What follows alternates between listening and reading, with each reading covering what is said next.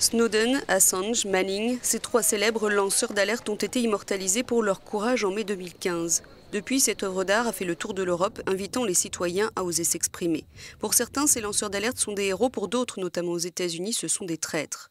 Chelsea Manning, née Bradley Manning, est la seule à avoir été emprisonnée. C'est en août 2013 qu'elle écope de 35 ans de prison. Elle est alors analyste militaire de l'armée américaine. Elle est condamnée pour avoir transmis à Wikileaks différents documents militaires classifiés, des documents sur les morts de civils pendant la guerre d'Afghanistan et en Irak.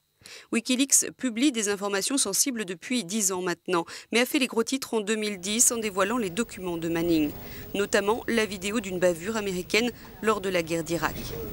La sortie de ces images montrant des soldats américains tuant plusieurs civils irakiens depuis un hélicoptère à Bagdad le 12 juillet 2007 avait provoqué l'indignation générale.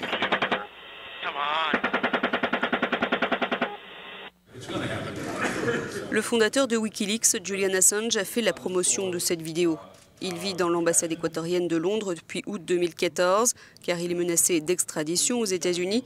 Pour ses détracteurs, Assange ne recherche que la publicité. Pour ses partisans, il informe le public des dommages cachés des actions militaires américaines.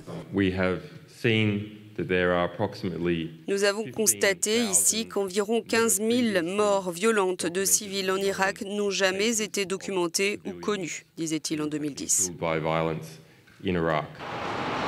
Comme Assange, le lanceur d'alerte et ancien consultant de l'Agence nationale de sécurité américaine, Edward Snowden, vit en exil depuis 2013. Il a fui en Russie après avoir transmis à la presse des dizaines de milliers de documents de la NSA démontrant l'ampleur de la surveillance électronique exercée par les États-Unis. Si nous ne pouvons pas comprendre les politiques et les programmes de notre gouvernement, nous ne pouvons pas donner notre consentement pour les réguler, disait-il en 2013. Alors, héros ou traître, depuis, le Congrès américain a bien voté une réforme historique de la NSA qui a mis fin à la vaste collecte des métadonnées de l'agence, le procédé révélé par Snowden en 2013. Mais cela n'empêche pas d'autres dérives. Obama vient d'autoriser la NSA à partager les données collectées avec 16 autres agences gouvernementales.